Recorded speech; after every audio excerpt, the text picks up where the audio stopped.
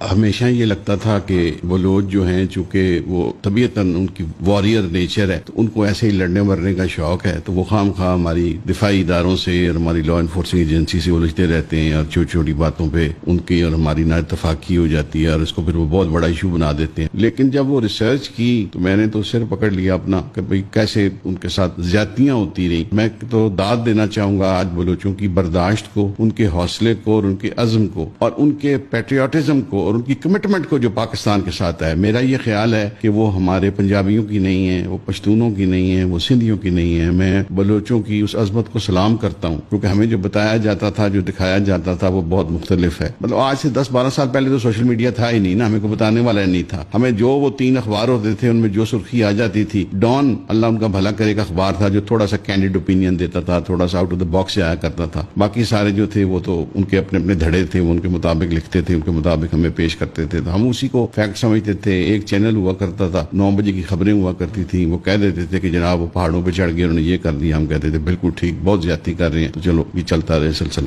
جو بلوچستان ہے نا، 1946 میں قائد اعظم جو ہیں وہ لیگل ایڈوائزر ہیں نواب اف کلات کے، اور بہت قریبی تعلقات ان کی طرف سے انہوں نے ایک برٹش گورنمنٹ کو دی کہ جناب علی کی یہ جو آپ فارمولہ بنا رہے ہیں کہ تمام پرنسلی اسٹیٹس جو ہیں وہ ان کو اجازت ہوگی، تو ہم تو پرنسلی اسٹیٹ بھی نہیں ہیں، ہم تو کبھی برٹش انڈیا کا حصہ ہی نہیں تھے، ہم تو انڈیپینڈنٹ تھے، تو ہمیں as an independent state treat کیا جائے۔ اکتوبر 47 تک قائد اعظم نے ایکسپٹ کر لیا کہ Kalat is an independent state, but unfortunately 48 میں ہم نے اپنی فوجیں داخل کر دی کلات کے اندر، یعنی حملہ کر دیا۔ خان آف کلات نے سرنڈر کر دیا۔ ان کا ایک بھائی تھا عبد الکریم، اس نے کہا میں نہیں مانوں گا اس بات کو، تم ایکسپٹ کرتے ہو تو کر لو۔ بھائی جو تھا وہ پہاڑوں میں چلا گیا اور اس نے ریزسٹ کرنا شروع کر دیا، اور اس نے پاکستان آرمی کے چھوٹے چھوٹے کانوائز کو ایمبوش کرنا اور چھوٹے چھوٹے حملے شروع کر دیے۔ 1950 میں انہوں نے مذاکرات کیے اس کے ساتھ، فوج نے اپنے نمائندے بھیج کے ان سے نیگوشیٹ کیا اور انہیں کہا کہ جناب آپ سرنڈر کر دو، مین اسٹریم لائن میں آ جاؤ، آپ کو کچھ نہیں کہیں گے۔ وہ 102 کے 104 کے ساتھی تھے، ان کے ساتھ اس کی سیٹلمنٹ ہوگی، قرآن پاک پہ حلف ہوا۔ وہ 104 بندوں کا قافلہ جب کلات کی طرف جا رہا تھا، اپنی جہاں پہ ان کے مین گھر تھے، ان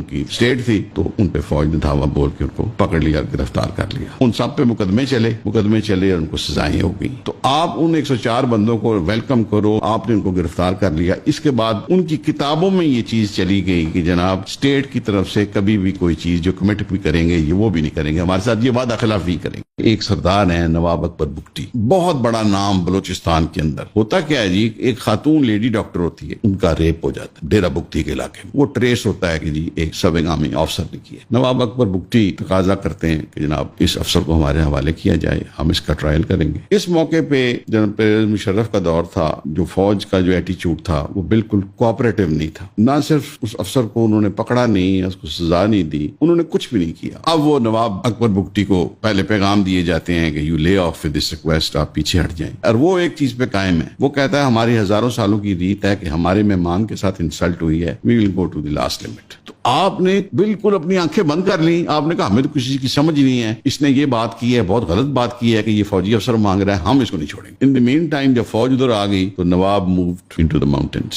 تو مشرف کہیں سوئی میں کسی مقام کی وزٹ کے لیے آئے تو نواب اکبر بگٹی کی طرف سے راکٹ اٹیک ہو گیا۔ انہوں نے 1 نہیں 2 4 10 20 50 راکٹ فائر کر دیے، مشرف صاحب بچ گئے۔ اس کے اوپر پھر اسٹیٹ نے ریڈ لائن ڈرا کر دی، اور ایک دن ہمیں ہیڈ لائنز ملتی ہیں اخباروں کی کہ فوج نے حملہ کیا اور راکٹ مارے اس کیو کے اندر۔ ان کا کلیم ہے کہ جی کچھ افسر اندر گئے بات چیت کرنے کے لیے، تو وہاں انہوں نے بلو اپ کر دیا۔ وہ دن اور آج کا دن بلوچستان کے اندر حالات نارملائز نہیں ہو سکے، وہ نہیں چل سکے۔